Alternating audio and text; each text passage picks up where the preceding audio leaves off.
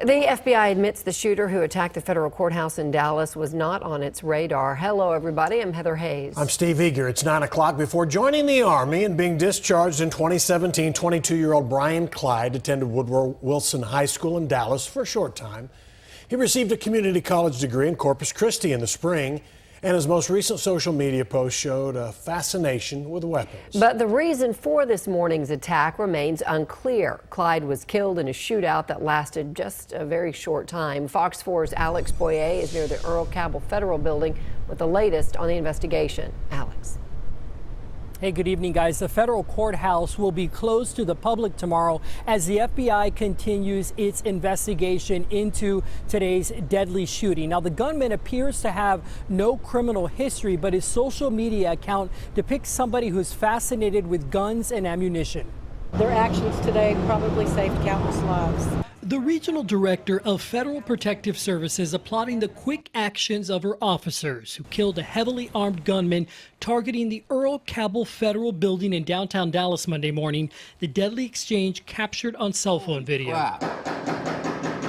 The shooter, wearing a ski mask and tactical gear, identified by the FBI as 22-year-old Brian Clyde, a photographer from the Dallas Morning News caught in the shootout, seen hiding behind a column near the south entrance located off Jackson Street. Officers inside the federal courthouse returning fire, striking Clyde, who runs across the street to a parking lot where he collapses behind a car and dies. No one else was shot. The FBI is running the investigation right now.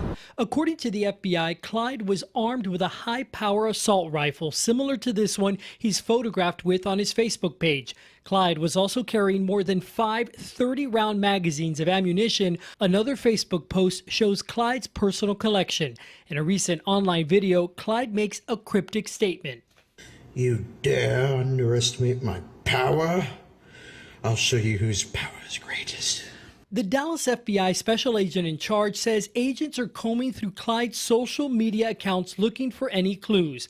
Clyde was discharged from the Army in 2017. The status of his discharge unclear at this time. We're working with our partners at DOD to examine his record and identify associates. Investigators are also trying to identify a motive for the attack. The FBI says Clyde was not on any watch list. He was not of investigative interest to us. He was not a subject of investigation of any time.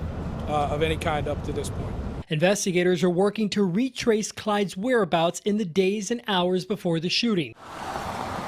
Clyde attended Woodrow Wilson High School in Dallas for part of his freshman year in 2012. According to DISD, he withdrew and moved to Austin later that year. Public records also indicate Clyde also lived in Corpus Christi, where he just graduated from Del Mar College in the spring with an associate's degree. Clyde has family locally and out of state. We have agents deployed across the state interviewing relatives and known associates, and we're looking into motive. After the Dallas bomb squad conducted a controlled explosion of the car Clyde drove to the courthouse, the vehicle was rendered safe. It was towed to a facility where FBI agents will conduct a search and inventory. According to the U.S. Attorney for the Northern District of Texas, some 300 federal employees were inside the courthouse at the time of the attack. One woman in the lobby suffered minor injuries. These guys are our heroes today. We owe them a debt of gratitude.